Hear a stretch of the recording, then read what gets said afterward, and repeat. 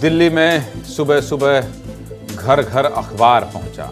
अखबार में सरकारी विज्ञापन छपा था। ऐसा विज्ञापन छपा था कि दिल्ली सरकार ही परेशान हो गई। नमस्कार, मैं हूं ज्ञानेंद्र तिवारी और आप देख रहे हैं विस्तार न्यूज़ पर आपका अपना सीधे मुद्दे की बात। हर दिन आपको मध्य प्रदेश, छत्तीसगढ़, देश की वो खबर दिखाता हूं जो आपके लिए देखना, जानना, सुनना, समझना जरूरी हो। और हाँ, अगर विदेश से कुछ ऐसी तस्वीर आ जाए जो पूरी दुनिया में वायरल हो तो बात उस पर भी विस्तार से ही करता हूं।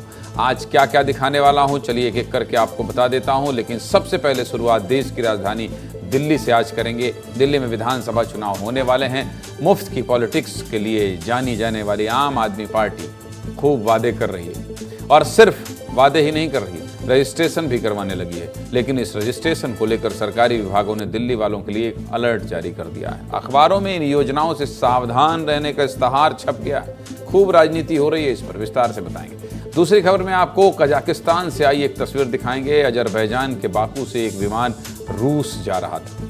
विमान बीच में ही कजाकिस्तान में क्रैश हो गया। 42 लोगों की मौत हो गई। क्रैश का वीडियो सोशल मीडिया पर खूब वायरल हो रहा है। खबर पूरी बताएंगे। तीसरी खबर में बात मध्य प्रदेश की करेंगे। प्रधानमंत्री मोदी आज खजुराहो आए थे। प्रधानमंत्री ने खजुराहो के केन बेतवा लिंक परियोजना का शिलान्यास किया। पूरी खबर बताएंगे, जुड़े रहिएगा। मध्य प्रदेश के बुंदेलखंड को इससे क्या फायदा मिलने वाला है ये भी बताएंगे। चौथी खबर में बात करेंगे मध्य प्रदेश के छापे का छत्तीसगढ़ कनेक्शन सामने आ रहा है। क्या है कनेक्शन, पूरा मामला जानना चाहते हैं तो बने रहिएगा। और हाँ, जिस गोयनका का नाम आ रहा है व्यापारी का, उससे विस्तार ने उसने बात की है। गोयनका का क्या कहना है ये भी सुनवाएंगे। पांचवी खबर में बात जबलपुर की हल्दी की करेंगे। जबलपुर की ऑर्गेनिक हल्दी की खूब डिमांड है। जल्दी रूस जाने वाली है जबलपुर की हल्दी। अच्छी खबर है, विस्तार से बात करेंगे। छठी खबर में बात छत्तीसगढ़ की होगी। शराब कैसे रिश्तों की हत्या कर रहा है। रायपुर में पति ने पत्नी को छत से फेंक दिया। अंबिकापुर में शराब के नशे में पत्नी ने पति को मार डाला। पूरी खबर बताएंगे। गृह कलेश का बहुत बड़ा कारण बन रहा है शराब। सातवीं खबर में बात करेंगे रायपुर की। रायपुर में ट्रैफिक नियमों की धज्जियां उड़ाई जा रही है। कोई नियम नहीं मान रहे हैं। आंकड़ों के साथ खबर बताएंगे आपको और रायपुर वालों को सावधान भी करेंगे। और आखिर में आपको एक रिसर्च भी दिखाऊंगा। चलिए अब शुरुआत करते हैं और अगले 1 घंटे आप कौन कौन सी खबर देखने वाले हैं मैंने आपको बता दिया। लेकिन पहली खबर क्या है, सरकार या अधिकारी दिल्ली सरकार पर कौन भारी। देखिए, ऐसा है कि दिल्ली सरकार के हिस्सा तो नहीं है अरविंद केजरीवाल, लेकिन इस लाइन को आपको देखकर लग रहा होगा कि अरविंद केजरीवाल ऐलान कर रहे हैं तो फिर सरकार कहाँ है दिल्ली। लेकिन आप जानते हैं कि अरविंद केजरीवाल कितने ताकतवर व्यक्ति हैं और अरविंद केजरीवाल की पार्टी आम आदमी पार्टी की ही सरकार है। इसलिए लिखना पड़ रहा है सरकार या अधिकारी दिल्ली सरकार पर कौन भारी। एक तरफ अरविंद केजरीवाल ऐलान पे ऐलान किए जा रहे हैं, उधर दिल्ली सरकार सफाई दे रही है।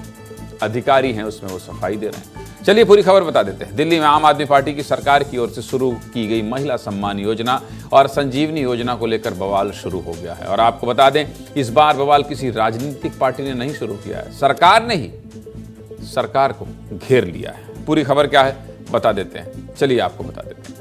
दरअसल दिल्ली विधानसभा चुनाव को देखते हुए अरविंद केजरीवाल ने संजीवनी योजना और महिला सम्मान योजना की घोषणा की। हालांकि इसे ऐसे प्रोजेक्ट किया गया मानो ये दिल्ली की वर्तमान सरकार ने ही इसका ऐलान किया। जहां जहां महिलाओं के लिए ऐसी योजनाएं लाई गई, वहां योजना लाने वाली पार्टी या वादा करने वाली पार्टी सत्ता में आई। ऐसे में दिल्ली चुनाव से पहले महिला सम्मान योजना भी ट्रम्प कार्ड साबित हो सकता है। इन योजनाओं का लाभ उठाने के लिए रजिस्ट्रेशन भी करवाए जाने लगे हैं। लेकिन इसी बीच बुधवार की सुबह अखबारों में इश्तहार छपा, यानी विज्ञापन छपा, जिसके बाद दिल्ली की राजनीति में हड़कंप मच गया। दिल्ली सरकार के 2 विभागों के विज्ञापन पर बवाल मचा है। दिल्ली सरकार के स्वास्थ्य परिवार कल्याण विभाग और महिला बाल विभाग ने अखबारों में फ्रॉड अलर्ट का विज्ञापन निकाल दिया कि दिल्ली में ना तो 2100 रुपए की कोई सरकारी महिला सम्मान योजना है और ना बुजुर्गों के मुफ्त इलाज की संजीवनी योजना। समझ गए आप। दिल्ली सरकार के महिला एवं बाल विकास विभाग ने एक अखबार में नोटिस दिया जिसमें लिखा कि एक राजनीतिक पार्टी दिल्ली की महिलाओं को मुख्यमंत्री महिला सम्मान योजना के तहत 2100 रुपए देने का दावा कर रही है। ये स्पष्ट किया जाता है कि दिल्ली सरकार द्वारा ऐसी कोई योजना अधिसूचित नहीं की गई है, यानी कि ऐसी कोई अधिसूचना नहीं जारी हुई है, लिखित में कुछ नहीं है। ये इश्तहार महिला सम्मान योजना को लेकर था। ऐसा ही एक इश्तहार संजीवनी योजना को लेकर भी छपा। विज्ञापन में क्या लिखा है? विज्ञापन में लिखा गया है कि दिल्ली के निवासियों के बीच संजीवनी योजना नामक एक कथित योजना का प्रचार किया जा रहा है, जिसमें 60 साल से अधिक आयु के लोगों, मतलब 60 साल से अधिक उम्र है जिनकी, उन लोगों को दिल्ली के सभी अस्पताल में आय मानदंड की परवाह किए बिना निःशुल्क उपचार प्रदान करने का दावा किया गया है। ऐसी कोई भी कथित संजीवनी योजना अस्तित्व में नहीं है। ये लो भाई, ये लो।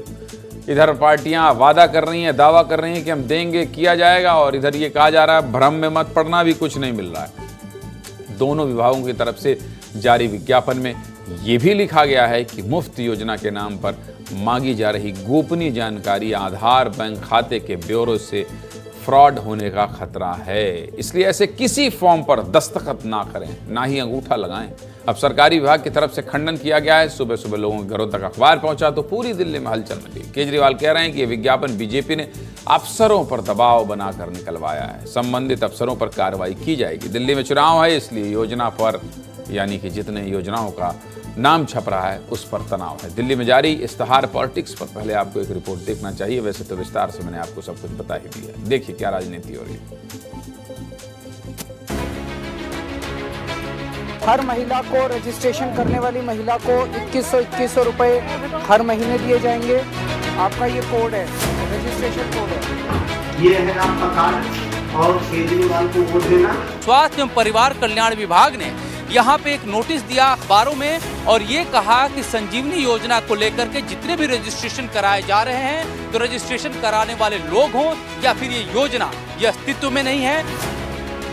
एक तरफ तो अरविंद केजरीवाल खुद फॉर्म भरवा रहे हैं 2100 रुपए के, और दूसरी तरफ उन्हीं की सरकार दिल्ली में पब्लिक नोटिस दे रही है सारे अखबारों में कि ऐसी कोई महिला सम्मान योजना है ही नहीं। कल शाम तक, कल रात तक लगभग 12.5 लाख महिला सम्मान योजना में रजिस्ट्रेशन हो चुके थे और 1.5-2 लाख बुजुर्गों के रजिस्ट्रेशन हो चुके थे। इस सब से बीजेपी बुरी तरह से बौखला गई है। जो योजना है ही नहीं उसके बारे में रजिस्ट्रेशन कराना, क्योंकि आजकल तो हमने देखा है कि डेटा फ्रॉड हो रहा है, ऑनलाइन फ्रॉड तो हो रहा है, अब क्या ऑफलाइन फ्रॉड अरविंद केजरीवाल कर रहे हैं दिल्ली की जनता का डेटा लेकर।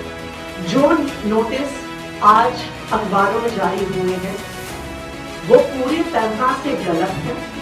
ये मुझे लगता है कि आम आदमी पार्टी का चुनाव के लिए डेटा इकट्ठा करने का एक हथकंडा है।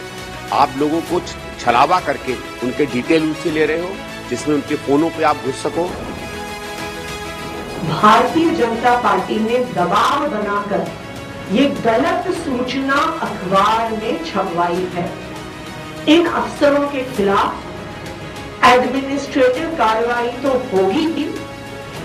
इन अफसरों ने जो ये गलत सूचना अखबार में छापी है, इनके खिलाफ पुलिस कार्रवाई भी की जाएगी।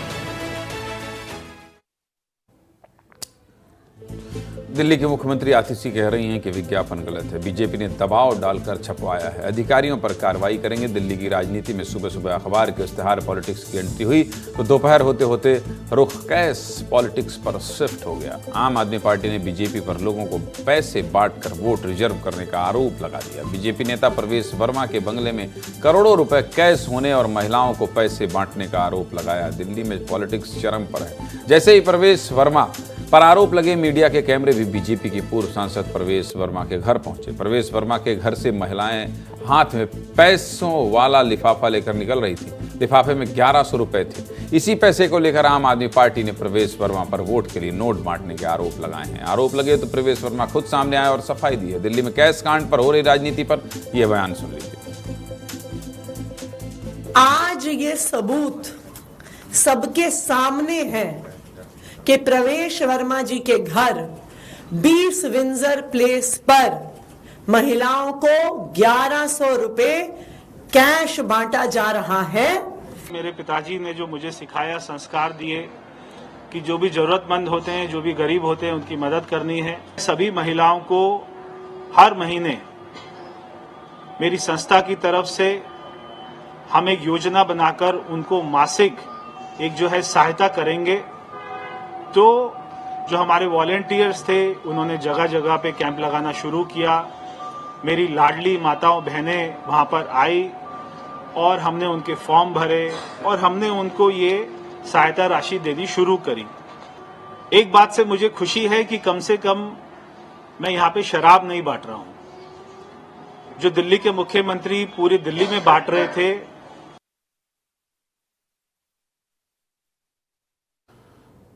बीजेपी के पूर्व सांसद प्रवेश वर्मा कह रहे हैं कि पिता ने ट्रस्ट बनाई है, उसी के तहत जरूरतमंदों की मदद करते हैं। एकदम से प्रवेश वर्मा पर ही आम आदमी पार्टी हमलावर क्यों हुई, इसके पीछे की इनसाइड स्टोरी भी बता देते हैं। बीजेपी प्रवेश वर्मा को आम आदमी पार्टी के संयोजक पूर्व सीएम अरविंद केजरीवाल के मुकाबले मैदान में उतारने की तैयारी कर रही है।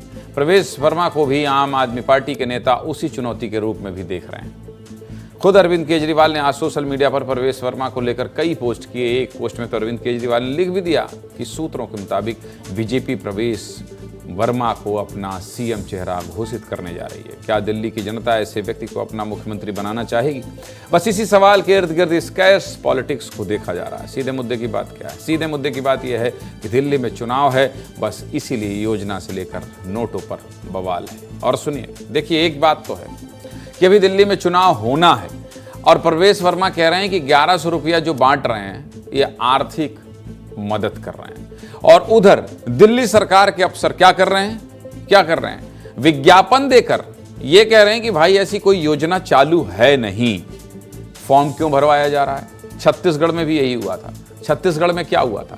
छत्तीसगढ़ में जब बीजेपी ने महतारी वंदन योजना देने की घोषणा की थी तो हर विधानसभा में 50,000 से 80,000 तक ये महतारी वंदन योजना के फॉर्म भराए गए थे। और छत्तीसगढ़ में जब चुनाव हुआ तो ये कहा जा रहा था कि कांग्रेस की सरकार बनेगी, लेकिन महतारी वंदन योजना गेम चेंजर साबित हुई। और ऐसे गेम चेंजर साबित हुई कि 50,000, 80,000 सोचिए टारगेट दिया गया और महिलाओं ने बाकायदा फॉर्म भरा और सबको लगा बस सरकार बना दो, पैसा खाते में आ जाएगा। और कैसा? और पैसा आ गया। अब इस बात का अंदाजा लगा सकते हैं कि किस तरह से इस योजना के माध्यम से महिलाओं को अपनी तरफ आकर्षित किया जा सकता है पैसा देकर। कैसे? 12.5 लाख लोगों ने सिर्फ दो दिनों में रजिस्ट्रेशन कराए। 12.5 लाख महिलाओं ने दिल्ली में। इसीलिए इसी के इर्द गिर्द सारी राजनीति दिखाई दे रही थी। चलिए आगे बढ़ते हैं। और अगली खबर कहां से? मैं आपसे हमेशा कहता हूं कि देश, मध्य प्रदेश और छत्तीसगढ़ की खबर पर बताऊंगा, लेकिन अगर ऐसी खबर जो आपको देखना जरूरी हो तो रूस जाने वाला जहाज भी दिखाऊंगा कि आखिर कैसे क्रैश हुआ, क्योंकि आज पूरे दिन इन तस्वीरों की चर्चा हो रही है पूरे देश में। और देखिए, वो दिखाई दे रहा है आपकी स्क्रीन पर, ये स्क्रीन पर दिखाई, ये देखिए कैसे, कितना खतरनाक विजुअल है, इसलिए इस खबर को बताना पड़ रहा है। एक ऐसा प्लेन क्रैश जिसकी पूरी दुनिया में चर्चा हो रही है, जिसकी तस्वीरें सोशल मीडिया पर ट्रेंड कर रही हैं। हर कोई देखना चाहता है कि ये कैसे गिरा, ये हवाई जहाज कहां है, कितने लोगों की जान चली गई, बचाया नहीं जा सकता था क्या? अजरबैजान से रूस जा रहा विमान कजाकिस्तान में क्रैश हो गया, माने गिर गया। एजेंसियों के मुताबिक घने कोहरे के चलते फ्लाइट का रूट बदला गया था। प्लेन ने क्रैश होने से पहले एयरपोर्ट के कई चक्कर लगाए थे। पायलट ने इमरजेंसी लैंडिंग की परमिशन भी मांगी थी। कजाकिस्तान में क्रैश हुए प्लेन के कई फुटेज सामने आए हैं। यह हादसा कजाकिस्तान के अक्ताऊ एयरपोर्ट के नजदीक ही हुआ है। हादसा किस वजह से हुआ है, कैसे हुआ है, अभी इसकी कोई जानकारी सामने नहीं आई है, लेकिन हादसे का वीडियो सोशल मीडिया पर वायरल हो रहा है। वीडियो में विमान को गिरते हुए देखा जा रहा है। एक बार आप वीडियो को वॉल पर देख लीजिए कि कैसे, देखिए जरा, ये देखिए, सिर्फ देखिए कैसे विमान गिर रहा है। देखिए दिखाइए, एक बार फिर से दिखाइए। देखिए आप कैसे, ये देखिए, ये देखिए आप कैसे विमान सीधे जमीन में टच होता है, वैसे ही आग। ये देखिए, ये दूसरे एंगल से दिखा रहे हैं आपको, ये दूसरे एंगल से दिखा रहे हैं आप। देख लिया आपने। अजरबैजान एयरलाइंस की विमान कजाकिस्तान में क्रैश हुई। यह विमान अजरबैजान के बाकू से रूस के ग्रोंजी के लिए उड़ान भरा था, लेकिन इसी बीच कोहरे की वजह से विमान को डायवर्ट किया गया। कजाकिस्तान के अख्ताऊ से करीब 3 किलोमीटर पहले ही इमरजेंसी लैंडिंग के प्रयास में विमान क्रैश कर गया। हादसे के वक्त इस विमान में करीब 67 यात्री सवार थे। 67 यात्री। विमान में 5 क्रू मेंबर थे जिसमें से 42 लोगों की मौत हो गई। आप एक बार इस हादसे की तस्वीर देख लीजिए फिर से, मैं लगातार आपको दिखा रहा हूं। देखिए मेरे बगल में तस्वीर चल रही है, देखिए तस्वीर।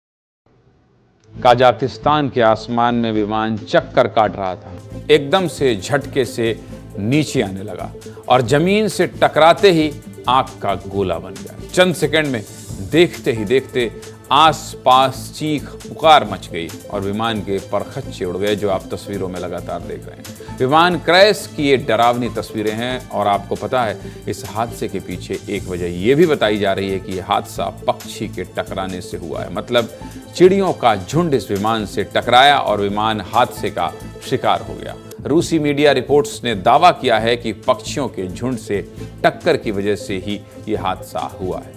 अब यह दावा तो रूस की मीडिया का है, तो हमारे मन में सवाल आया कि क्या सच में पक्षी के टकराने से विमान क्रैश हो सकता है। तो विस्तार न्यूज ने एक्सपर्ट से बात की है, वो सुनिए क्या कह रहे हैं।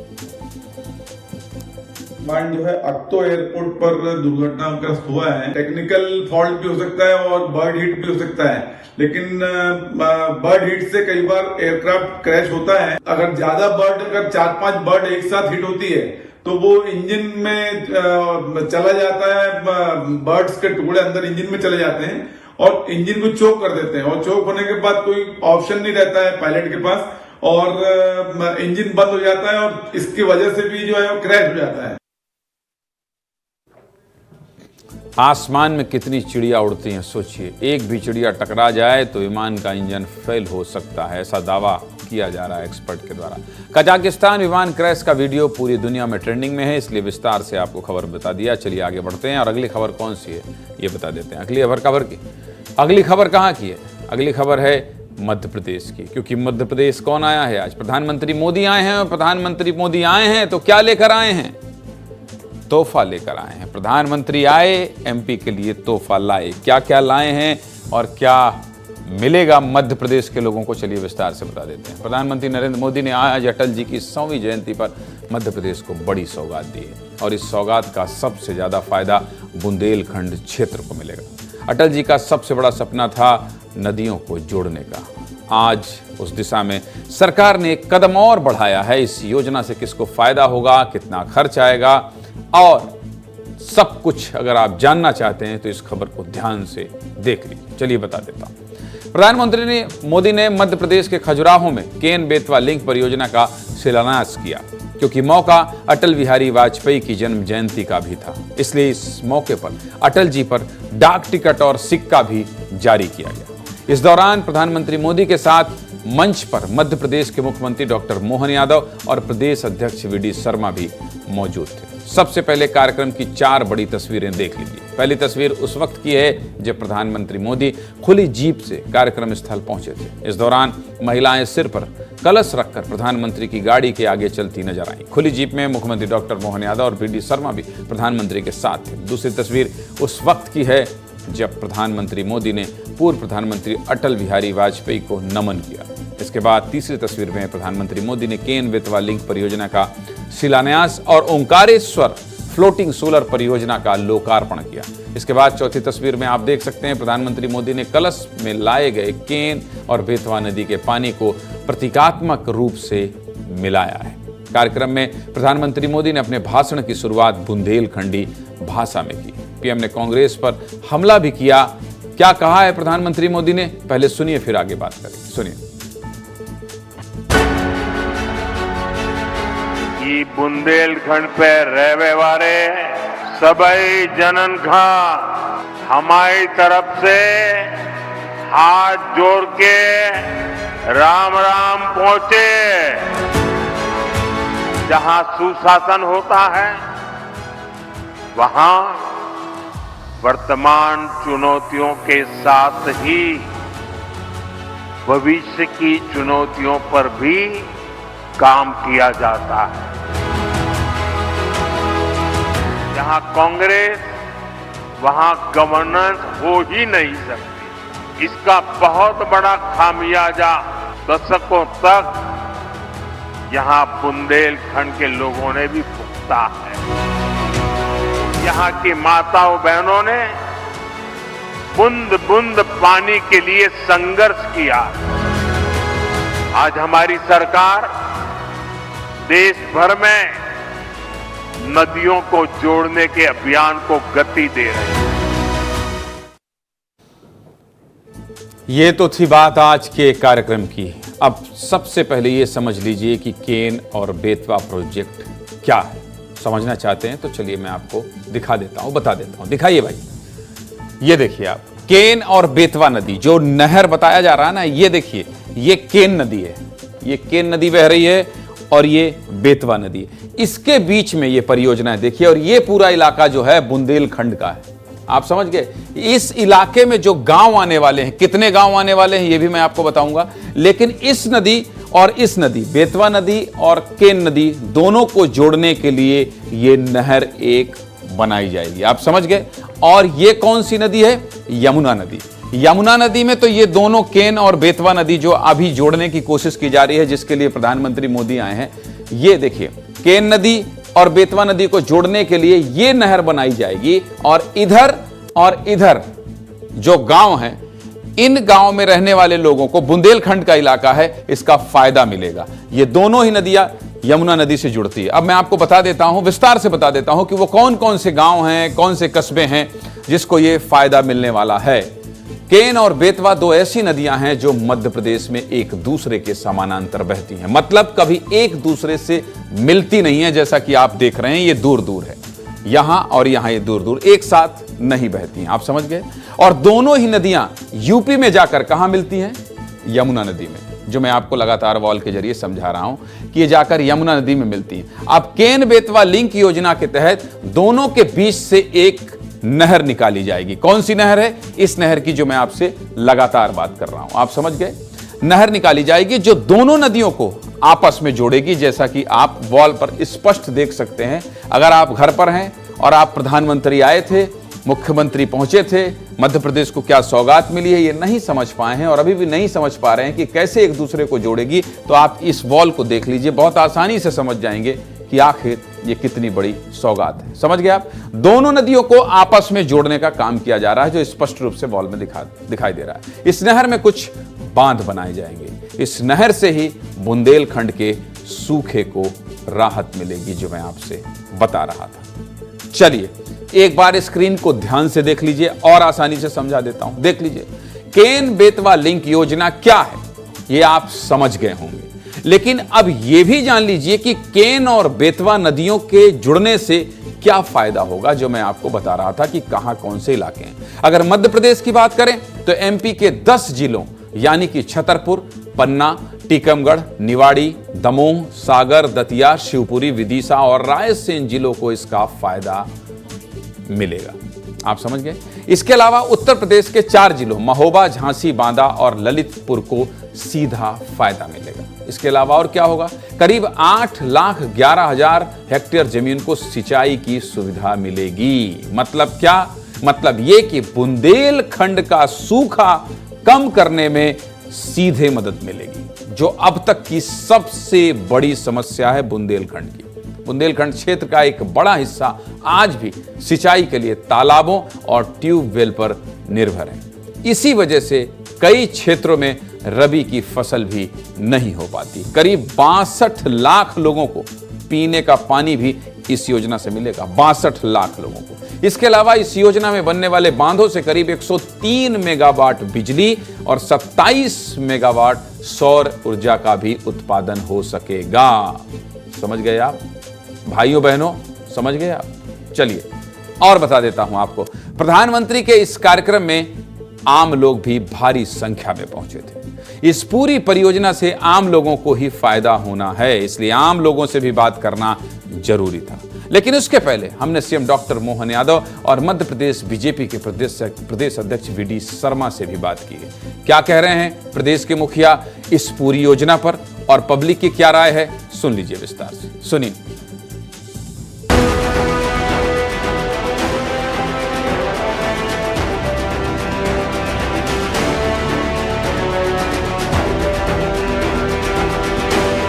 मैं आपका आभार मानता हूं दो कारण से।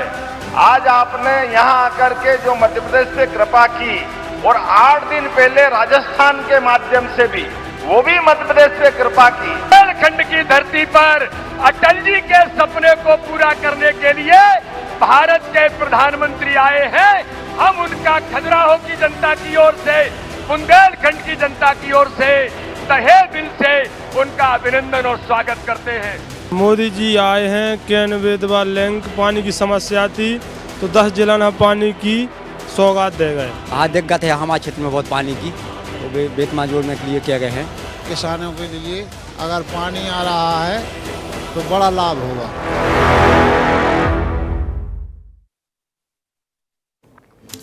आज मध्य प्रदेश को बड़ी सौगात मिली थी। बुंदेलखंड का सूखा दूर करने के लिए बड़ी परियोजना शुरू की जा रही है, इसलिए इस खबर पर विस्तार से बात करना जरूरी था। चलिए अगली खबर क्या है ये बता देते हैं आपको।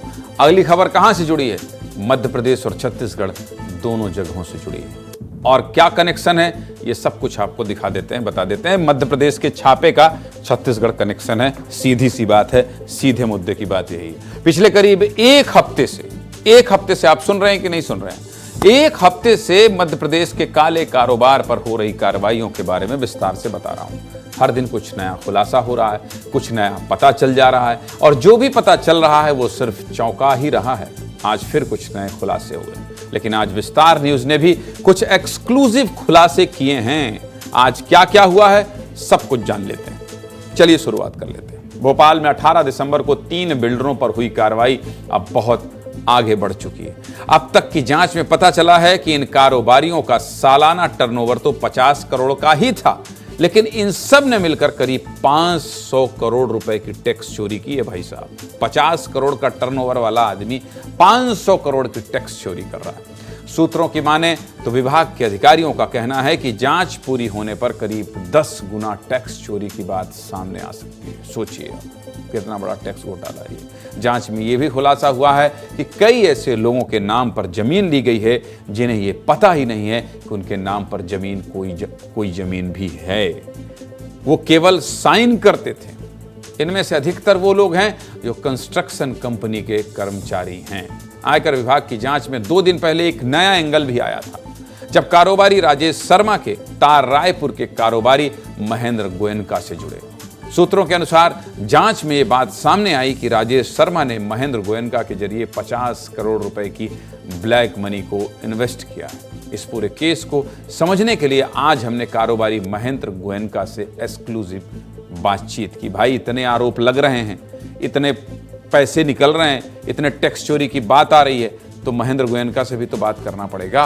कारोबारी महेंद्र गोयनका से हमने वो भी सवाल किए जो पिछले एक हफ्ते से हवा में तैर रहे हैं। महेंद्र गोयनका को लेकर सबसे बड़ा सवाल यही था कि वो छापे के बाद से विदेश भाग गए। इसके अलावा महेंद्र गोयनका के राजेश शर्मा से क्या संबंध है, वो अफ्रीका में क्या कारोबार कर रहे हैं, भोपाल गोल्ड और कैश कांड के किंगपिन सौरभ शर्मा से उनके क्या संबंध हैं, ये सभी जरूरी सवाल हमने आज पूछे हैं। महेंद्र गोयनका ने क्या जवाब दिया है ये आप सुन लीजिए। सुनिए जरा कि इन सभी मुद्दों पर सिलसिलेवार तरीके से विस्तार न्यूज ने महेंद्र गोयनका से बात की। महेंद्र गोयनका ने क्या इस पर अपना पक्ष रखा, देखिए और ध्यान से सुनिए। छापे शायद 18 तारीख को सवेरे डाले गए हैं इनकम टैक्स विभाग द्वारा, जो कि विभाग की एक रूटीन प्रक्रिया होती है, सबके यहाँ डलते रहते हैं व्यापारिक घरानों में, कोई बड़ी बात नहीं है। ये उनकी ड्यूटी है, वो अपनी ड्यूटी परफॉर्म करते हैं IRS ऑफिसर्स। और मैं 16 तारीख को सपत्नीक विदेश गया था और 20 तारीख को वापस आ गया था। तो मेरा विदेश जाने का और आने का इस छापों से कोई कनेक्शन नहीं है। मेरा अपनी दूसरे कारणों से मैं गया था, अपने पारिवारिक टूर पे, और अपना वापस आ गया था।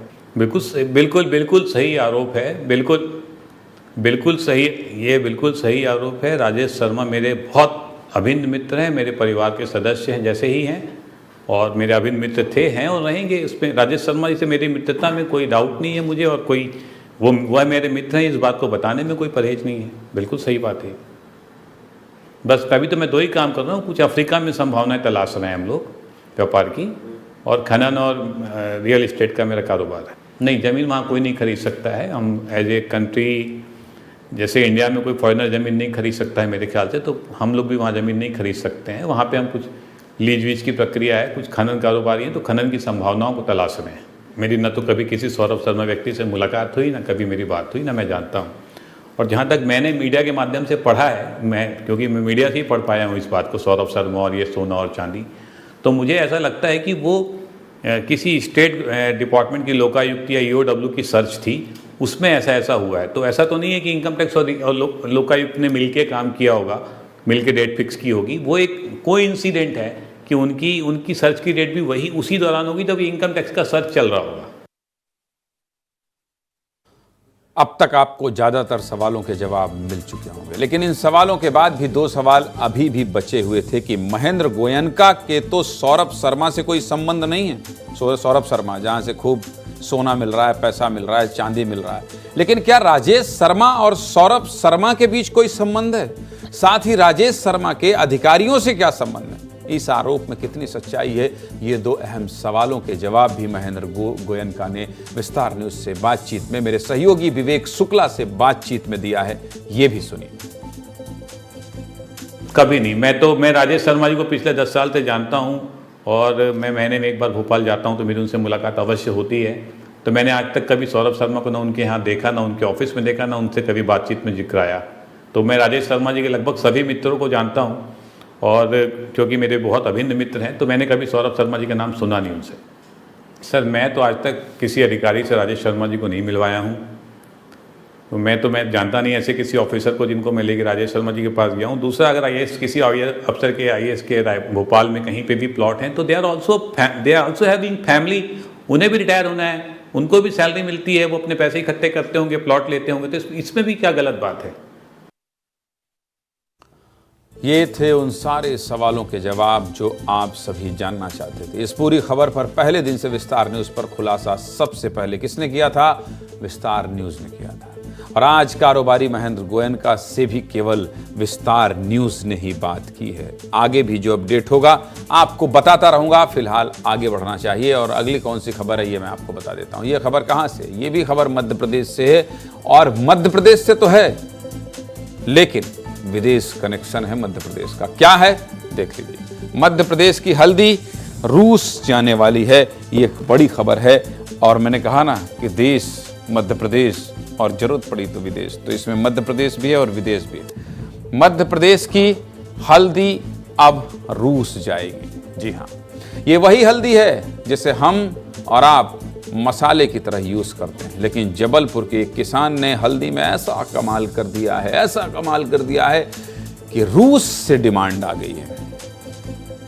ये कमाल क्या है आप भी जान लीजिए। जबलपुर के किसान अंबिका प्रसाद पटेल ने ऑर्गेनिक खेती से ऐसा कमाल किया है कि अब इस कमाल की गूंज रूस में सुनाई देगी। जबलपुर के हिनेता गांव के किसान ने सेलम प्रजाति की हल्दी की खेती 4 एकड़ में की है, और जब खेती सफल हो गई तो उन्होंने इसका सैंपल मास्को की एक कंपनी को भेजा। कंपनी को हल्दी इतनी पसंद आई कि कंपनी ने 15 क्विंटल हल्दी का ऑर्डर दे दिया। बाजार में जो हल्दी मिलती है उसकी कीमत करीब 150 से 200 रुपए किलो है, लेकिन अंबिका पटेल ने जो हल्दी उगाई है उसकी कीमत करीब 400 रुपए से 600 रुपए किलो रखी है।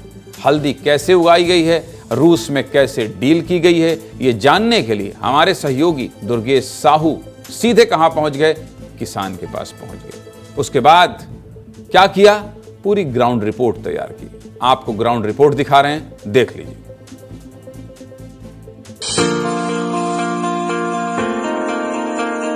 जबलपुर में इस वक्त मैं जिस खेत में खड़ा हुआ हूँ, ये खेत हल्दी का है।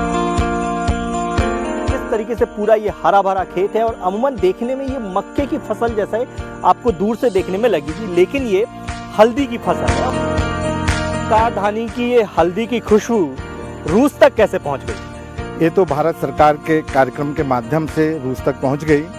इन्वेस्टर मीट में डेलीगेट जो इंदौर आए हुए थे 2022 में, उनसे मुलाकात हुई और उनसे चर्चा के अनुसार वो जबलपुर आए और उन्होंने हमारे क्षेत्र का भ्रमण किया और यहाँ के जैविक उत्पादों को देखा, सराहा। तो इस तरह की हल्दी को देखने के लिए रूस से करीब 4 बार वो यहाँ आ चुके हैं। ऑर्गेनिक हल्दी में और नॉर्मल हल्दी में कितना फर्क है और कैसे इस फर्क को आम इंसान पहचान सकता है? तो हमारा दिखने में तो बहुत ज़्यादा अंतर नहीं समझा जा सकता है, मगर कलर पे एक डार्क कलर होगा, गहरा कलर होगा और खुशबू से ही इसकी पहचान हो सकती है कि ऑर्गेनिक है। और ये क्योंकि इसमें जो खुशबू आ रही है ये एक सेंट की तरह एकदम स्पेशल खुशबू है और इसमें भी हल्दी की खुशबू आती है, मगर वो खुशबू नहीं है जो ऑर्गेनिक हल्दी पर है। सामान्य तौर पर जो हल्दी उगाई जाती है उसमें विशेष एंटीबायोटिक गुण होते हैं, लेकिन जब यही हल्दी ऑर्गेनिक तरीके से उगाई जाती है तो उसमें ये गुण 10 गुना तक बढ़ जाते हैं। इसलिए इस हल्दी की डिमांड इतनी ज़्यादा होती है कि अब इस हल्दी की खेती को 200 हेक्टेयर खेत में करने की तैयारी है, जिसमें शहडोल के किसानों की भी मदद ली जाएगी। हमने इस मामले में अधिकारियों से भी बात की है। क्या कहना है अधिकारियों का, ये भी सुनिए। डेफिनेटली आप सही बोल रहे हैं। जो हल्दी का उत्पादन कर रहे हैं उन्होंने उसका टेस्ट भी करवाया हुआ, उसमें 5 से 7% क्यूरमिन जो होता है वो पाया है और उसी को देखते हुए उनको मास्को में आयोजित 23 से 30 जनवरी तक जो वहाँ पे कार्यक्रम है उसमें उनको आमंत्रित करा है, जिसमें वो अपने हल्दी और अन्य प्रोडक्ट लेके जा रहे हैं जहाँ पे वो प्रदर्शन करेंगे।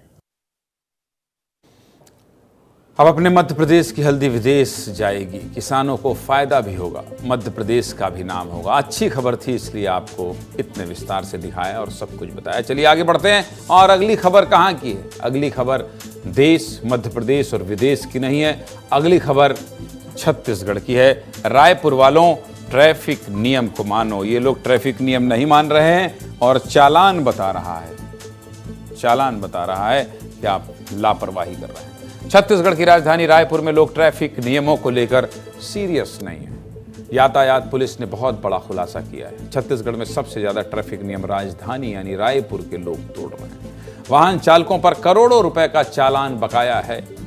क्या है पूरा मामला, चलिए बता देता हूं आपको। रायपुर में सीसीटीवी कैमरे के जरिए हर चौराहे की निगरानी की जाती है, जिसके चलते ट्रैफिक नियम तोड़ने पर ऑटोमेटिक चालान कट जाता है। इस प्रणाली से कोई भी वाहन चालक नहीं बच सकता है, लेकिन फिर भी बड़ी संख्या में लोग लापरवाही कर रहे हैं। साल 2024 में 1 लाख से ज्यादा लोगों ने ट्रैफिक नियमों का उल्लंघन किया है। मैंने 1 लाख से ज्यादा लोगों ने ट्रैफिक नियम तोड़ा है। और कुछ ऐसे वाहन चालक भी सामने आए हैं जिन्होंने बार बार नियमों की अनदेखी की है, नियमों की धज्जियां उड़ाई है।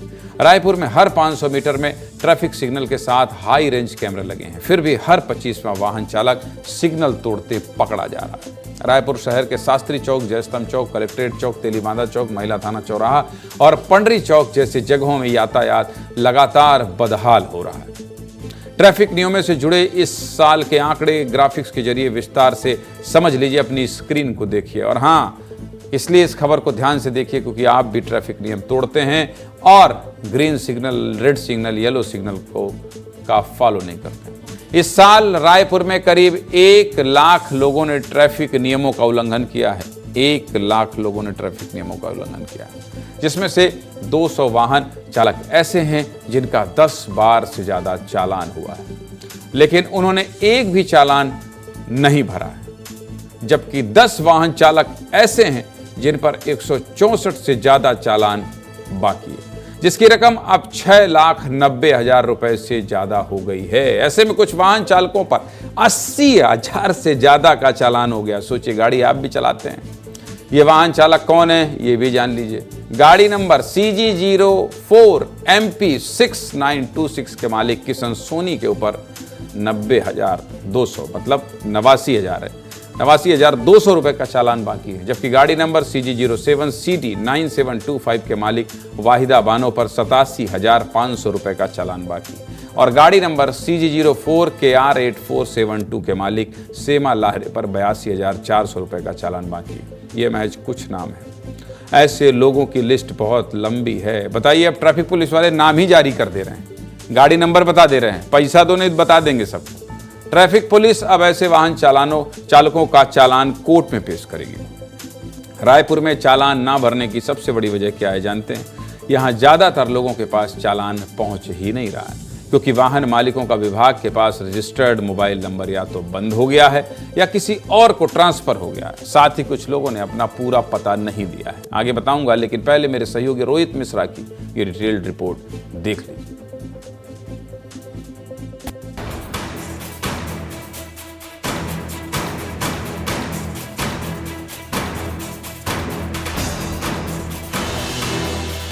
सात से 10 लाख रुपए तो सिर्फ 10 लोगों का चालान है। लगातार जब हम तफ्तीश कर रहे हैं, लोगों के घरों के आसपास पहुंच रहे हैं, तो ये समझ में आ रहा है या तो उनके मोबाइल नंबर जिस पे चालान जाता है वो बंद हो चुके हैं या दूसरे व्यक्ति को वो नंबर अलॉट हो गया है। अगर इस साल की बात करें तो तकरीबन 1 लाख लोगों पे हमने चालान किया है। कई लोगों के ऐसे हैं मल्टीपल चालान है, 4 चालान 5 चालान, किसी के 6 7 8 चालान भी कई लोगों के पेंडिंग है। कई लोगों के पते पूर्ण नहीं होने के कारण उनका चालान घर तक नहीं पहुंच पाता है और ऐसे लोगों के चालान पेंडिंग है। उन लोगों के स्थायी पते पता करके और उनकी गाड़ियों को भी हमने वॉच लिस्ट में डाला हुआ है कि अगर वो गाड़ी चलाते हुए पकड़े जाएंगे तो चौक चौराहे पे भी रोकने का इंतजाम हम कर रहे हैं। रायपुर ट्रैफिक पुलिस ने इन गाड़ियों की सूची बनाकर वॉच लिस्ट में डाल दिया है, ताकि ये वाहन जहां भी दिखाई दे उनको वहीं रोका जा सके और कार्रवाई की जा सके। इन सब के अलावा रायपुर में बड़ी संख्या में लोग शराब के नशे में गाड़ी चला रहे हैं और ये आंकड़ा लगातार बढ़ता जा रहा है। लोग शराब पी रहे हैं और गाड़ी लेकर सड़कों पर निकल जा रहे हैं। नशेड़ियों को ना अपनी जान की परवाह है, ना ही दूसरों के जान की, जिसके बाद ट्रैफिक पुलिस ने नशेड़ी वाहन चालकों के खिलाफ बड़ी कार्रवाई की है। पुलिस ने कितने लोगों पर कार्रवाई की है और कितने का चालान वसूला है, ये भी समझ लीजिए, ग्राफिक्स के जरिए आपको बता दें। तो देखिए स्क्रीन ध्यान से।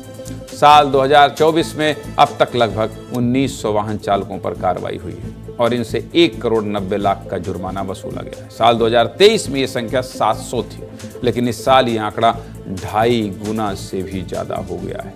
नशे की हालत में गाड़ी चलाने वालों में सबसे ज्यादा युवा वर्ग के लोग। ट्रैफिक पुलिस की कार्रवाई में 70% से ज्यादा पुरुष नशे की हालत में पकड़े गए हैं, जिसके बाद अब नए साल पर रायपुर ट्रैफिक पुलिस बड़े स्तर पर चेकिंग अभियान चलाने वाली है। इस पूरे मामले पर क्या कह रहे हैं ट्रैफिक पुलिस के अधिकारी, ये भी सुनिए।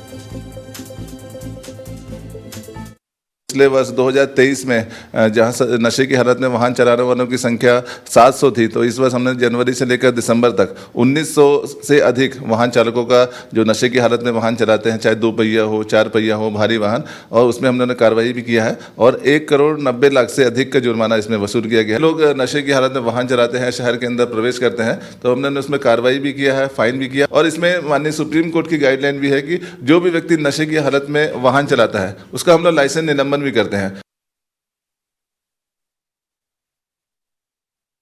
अगर कोई शराब के नशे में गाड़ी चलाते हुए पाया जाता है तो उस पर क्या कार्रवाई हो सकती है, ग्राफिक्स के जरिए ये भी विस्तार से समझ लीजिए, देख लीजिए और ध्यान से समझ लीजिए। आगे ऐसा आपको नहीं करना है। अगर पहली बार कोई व्यक्ति नशे में गाड़ी चलाते हुए पाया जाता है तो उसे 6 महीने तक की जेल है, भाई साहब, जेल है। 10,000 तक का जुर्माना या फिर दोनों हो सकता है। दूसरी बार नशे में गाड़ी चलाते हुए मिलने पर 2 साल तक की जेल, 15,000 रुपए तक का जुर्माना या फिर दोनों हो सकता है। इसके अलावा अगर कोई व्यक्ति बार बार नशे में गाड़ी चलाते हुए पाया जाता है तो उसका वाहन भी जब्त किया जा सकता है और ड्राइविंग लाइसेंस रद्द हो सकता है। अगर नशे में कोई व्यक्ति सड़क दुर्घटना को अंजाम देता है तो उस पर कड़ी से कड़ी सजा हो सकती है। समझ गए आप? इसलिए कह रहा हूं कि शराब के नशे में गाड़ी मत चलाइए, इससे जान भी जा सकती है। साथ ही ट्रैफिक नियमों का पालन कीजिए, लापरवाही मत करिए, क्योंकि दुर्घटना से देर भली है। यह खबर आपकी सुरक्षा से जुड़ी हुई है, इसलिए इस खबर के जरिए आपको सावधान कर रहा हूं, आपको सतर्क कर रहा हूं। चलिए आगे बढ़ूं, लेकिन उससे पहले इस सीसीटीवी फुटेज में डाल दीजिए, जरा वॉल पर डालिए, वॉल पर डालिए। आपको बता देता हूं, ये देखिए सीसीटीवी फुटेज पर कहां दिखाई दे रहा है आनंद राणा, है क्या? आनंद राणा कहाँ है इसमें? अच्छा ठीक है, आनंद राणा आइए इधर जरा। ये देखिए, ये हमारे सहयोगी हैं, ये ट्रैफिक नियम तोड़ रहे थे, ये ट्रैफिक नियम तोड़ रहे थे और सीसीटीवी फुटेज में आ गए हैं। चालान आया है? आया है। दिखाइए चालान।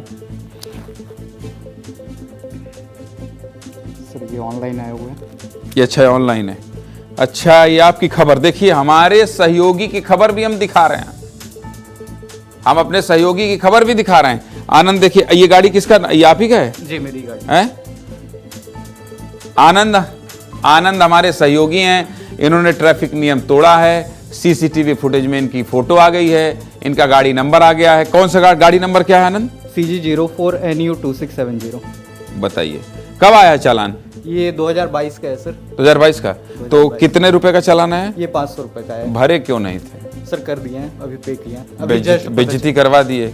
अब ये सोच रहे थे कि हमारे साथी हैं तो हम इनकी खबर नहीं दिखाएंगे, लेकिन हमारे साथी से हम इस खबर की शुरुआत इसलिए कर रहे हैं क्योंकि इसी तरह से आपसे भी सवाल किया जा सकता है।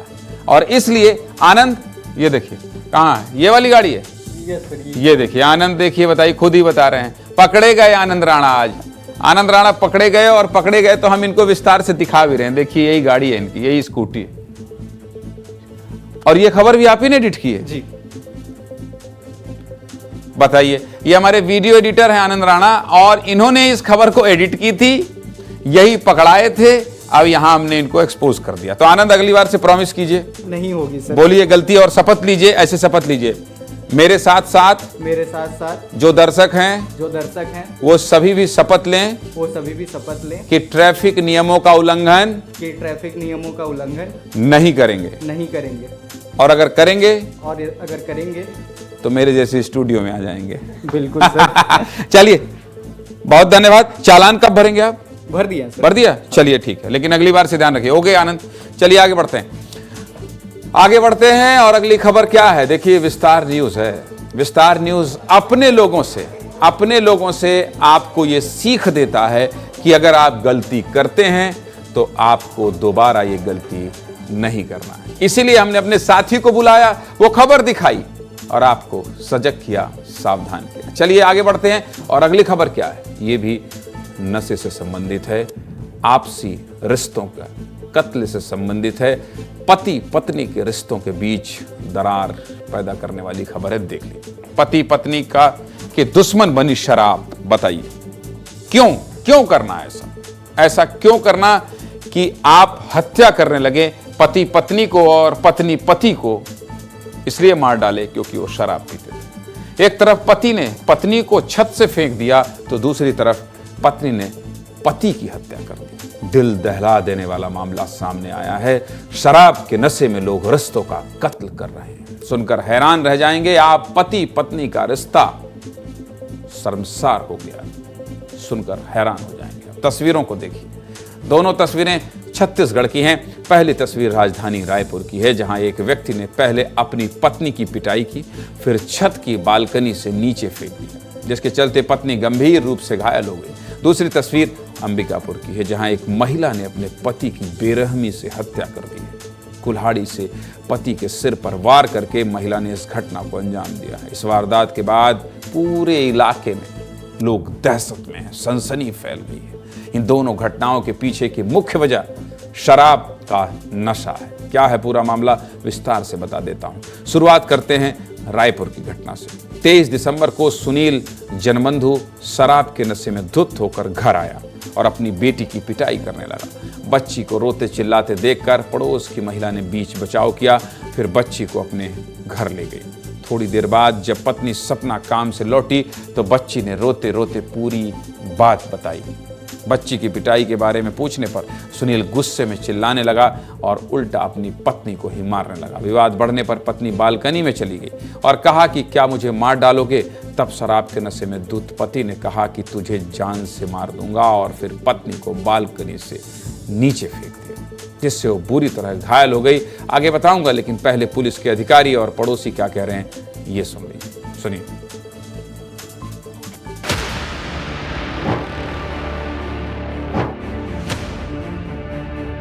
यहाँ पे जब पत्नी इस तरह से आई, यानी कि पीछे के हिस्से पे आई, हाथापाई दोनों के बीच में हो रही थी, तब उसने यहाँ से ढकेल दिया। इस स्कूटी के फेस में ही जो बताया जा रहा है कि वो महिला जो है वो गिरी थी और संभवतः पीछे के हिस्से में गिरी थी, क्योंकि सर पे चोट का जो निशान है वो साफ तौर पे देखा गया है। ड्रिंक लिए थे उतने टाइम, ड्रिंक लिए थे, बच्ची को मार रहे थे तो मैं पास गई तो ड्रिंक लिए थे तो मैंने बोली हटो, बच्ची को उतना मारते क्यों हो। थाना गुड़िहारी अंतर्गत एक पति अपनी पत्नी को बच्चे की पढ़ाई को लेकर विवाद करने लगा, शराब के नशे में था। विवाद करते करते उसने अपनी पत्नी को छत से ढकेल दिया, जिससे वो नीचे गिर गई फर्स्ट फ्लोर से। उसको चोटें आई है, इसमें मुकदमा दर्ज कर लिया गया है। आरोपी पति को गिरफ्तार करके वैधानिक कार्रवाई की जा रही है। वही कमरा है, वही घर है जहां पर यह घटना को अंजाम दिया गया। फिलहाल यहां पर ताला लटक रहा है सुरक्षा कारणों से। आरोपी पति शराब के नशे में बच्ची की पढ़ाई लिखाई का हिसाब ले रहा था और खुद जानवरों जैसी हरकत को अंजाम दिया है। फिलहाल घायल पत्नी का इलाज चल रहा है और आरोपी पति को पुलिस ने गिरफ्तार कर लिया है। अब बात करते हैं अंबिकापुर के मामले की। मैनपाट के ग्राम नर्मदापुर में एक महिला ने अपने पति की हत्या कर दी है। महिला ने, सोचिए, किसी पत्नी ने अपने पति की हत्या कर दी है। जानकारी के मुताबिक रात में बलिराम माझी और उसकी पत्नी नैहारो माझी एक साथ बैठकर शराब पी रहे थे। इसी दौरान एक साथ बैठकर शराब पी रहे थे। हत्या की खबर है ये, लेकिन देख लीजिए, ऐसी खबर है, क्या करेंगे। इसी दौरान दोनों के बीच विवाद हो गया। विवाद इतना बढ़ गया कि नैहारो ने बलराम के सिर में कुल्हाड़ी से लगातार वार किया, जिससे उसकी मौके पर ही मौत हो गई। ये दुखद खबर है। इस घटना को अंजाम देने के बाद महिला फरार हो गई। सुबह जब पड़ोसियों को पता चला तो उन्होंने पुलिस को जानकारी दी। अगर पिछले 5 सालों की बात करें तो मैनपाट में शराब के नशे में 10 से ज्यादा महिलाओं की हत्या उनके पतियों ने की है। लेकिन इस क्षेत्र में पहली बार किसी महिला ने अपने पति की हत्या कर दी है। इस पूरे मामले पर क्या कह रहे हैं सरगुजा के एसपी मोलक सिंह, सुन लीजिए। आज जो है एक व्यक्ति जिसका नाम बलिराम मांझी है, उसकी घर में जो है वो लाश पड़ी हुई थी। पास में जो है वो टांगी रखा हुआ था और दाहिने कान के पास में जो है वो चोट के निशान थे। इस संबंध में पुलिस ने जाकर के मर्ग कायम किया है। वहां पर पतासाजी के दौरान ये पता चला है कि उसकी पत्नी नैहारो माझी जो है वो घर से गायब है। प्रथम दृष्टया जो रीज़न है वो शराब के सेवन करने से घरेलू विवाद के कारण हत्या माना जा रहा है और जो टांगी रखी हुई है उसी से जो है वो हत्या की गई है। चलिए, टाइम हो गया है और आप लगातार मैसेज कर रहे हैं। आपको खबर कहां देखना है? एक्स पर, फेसबुक पर, यूट्यूब पर, इंस्टा पर आपको खबर देखना है, अगर आप नहीं देख पा रहे हैं तो। और अगर आप खबर भेजना चाहते हैं तो नंबर डालिए भाई, कौन सा नंबर है? 8282824982 पर आप अपने खबर को व्हाट्सएप कीजिए, हमारा रिपोर्टर आप तक पहुंचेगा।